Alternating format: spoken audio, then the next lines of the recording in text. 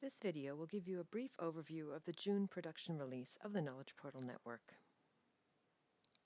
We've been able to speed up our data loading recently due to improvements in our pipeline and collaboration with our colleagues at EBI, who are retrieving and harmonizing selected datasets from the GWAS catalog for inclusion in the Knowledge Portals.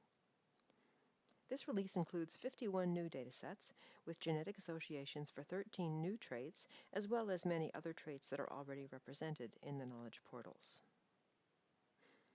A much-anticipated dataset in this release is the large new trans-ancestry type 2 diabetes GWAS from the DIAMANTE consortium.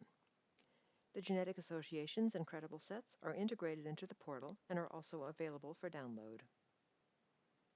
Some other diabetes-related datasets are a sex-stratified analysis of glycemic traits from the MAGIC consortium and a study of youth-onset type 2 diabetes from the ProDiGY consortium. We've also added a trans-ancestry study of adiponectin associations, a study of nephropathy in East Asian individuals with type 2 diabetes, and a study of coronary artery disease in individuals with type 1 diabetes.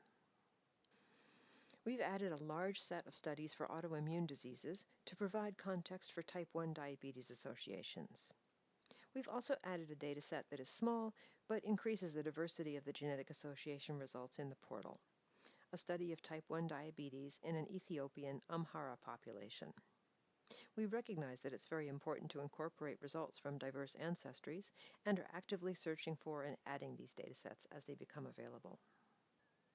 In the cardiovascular area, we've added a very large exome chip study of blood pressure associations with over 1 million participants, a study of left ventricular morphology with image-derived phenotypes, GWAS results and polygenic risk score files for mitral valve prolapse, and a study of electrocardiographic traits from TopMed.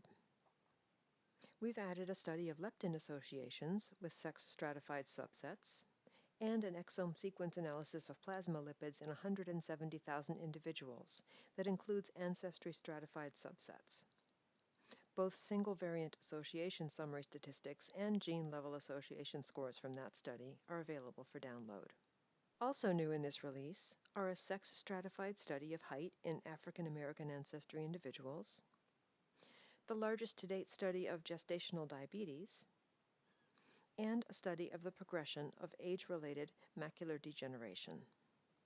People familiar with the portal will know that for a few years now we've had the AMP T2D-GENES study of 24 quantitative traits in a mixed ancestry group of about 50,000 people. We've now added the ancestry-stratified subsets of this dataset. These replace the 13K exome sequence analysis datasets that were generated from an earlier version of these data. We recently created a new portal to house genetic association data generated with models other than the usual additive model, the Non-Additive Genetic Effects Knowledge Portal, or NAGEKP. We've now added a new dataset to NAGEKP, a type 2 diabetes association study using both recessive and additive association models.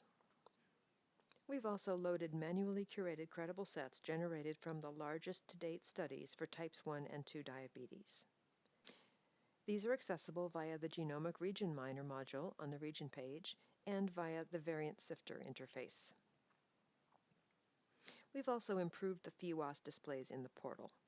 They now display direction of effect and have more informative tooltips. We've also added a PheWAS plot to the gene page that displays gene-level associations derived from rare variant analysis.